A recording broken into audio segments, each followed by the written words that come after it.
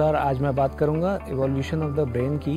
अगर मैं बात करूं कि ब्रेन कैसे इवॉल्व हुआ, तो इसके लिए जो सबसे इम्पॉर्टेंट थ्योरी है वो है ट्रायून थ्योरी ऑफ ब्रेन, जो कि डिवाइड करती है ब्रेन को 3 पार्ट्स में। पहला पार्ट है ऑटोनॉमिक नर्वस सिस्टम, दूसरा पार्ट है एंडोक्राइन सिस्टम, थर्ड पार्ट है सेंसरी मोटर कॉर्टेक्स। तो ये तीनों आपस में जुड़े हुए हैं। कोई भी सिग्नल जब आता है बॉडी में, जैसे बॉडी ने देखा कोई उसके सेंसेस से उसे सिग्नल आया, वो जाता है उसके एंडोक्राइन सिस्टम में, एंडोक्राइन सिस्टम से जाता है ऑटोनॉमिक नर्वस सिस्टम में। फिर वही ऑटोनॉमिक नर्वस सिस्टम डिसाइड करता है ये बॉडी के लिए अच्छा है या बुरा है, वापस भेजता है उसके एंडोक्राइन सिस्टम को, और फिर वहाँ से उसके सेंसरी मोटर कॉर्टेक्स को, जिससे बॉडी अपना डिसीजन लेती है कि क्या ये काम मुझे करना चाहिए या नहीं करना चाहिए। सिंपल एग्जांपल है, अगर मेरे सामने खाना रखा जाए जो कि बहुत स्वादिष्ट है, अगर गुलाब जामुन रख दिया जाए, तो वो सिग्नल मेरी आइज़ भेजेंगी टू द एंडोक्राइन सिस्टम,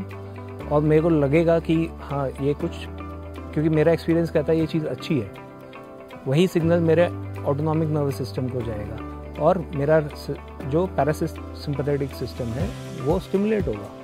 तो पैरासिम्पैथेटिक सिस्टम जो स्टिमुलेट होता है तो मेरी हार्ट रेट कम होगा, मेरा ब्लड प्रेशर कम होगा, मतलब मैं रिलैक्स होगा। और एंडोक्राइन सिस्टम को सिग्नल जाएगा, मतलब जैसे मेरे ब्रेन से सिग्नल गया मेरे माउथ को, मेरे जो सैलिवरी ग्लैंड्स हैं वो ज़्यादा सलाइवा बनाना शुरू करेंगे और मैं उसे खाने की कोशिश करूँगा। वहीं मैं अगर ऐसी पोजीशन में हूँ जो पोजीशन मेरे लिए अच्छी नहीं है, हार्मफुल है, तो वो सिग्नल जाएगा मेरे ब्रेन को और मेरा सिम्पैथेटिक सिस्टम जो है वो एक्टिवेट हो जाएगा और मैं उससे निकलने के लिए वहाँ से भागूंगा।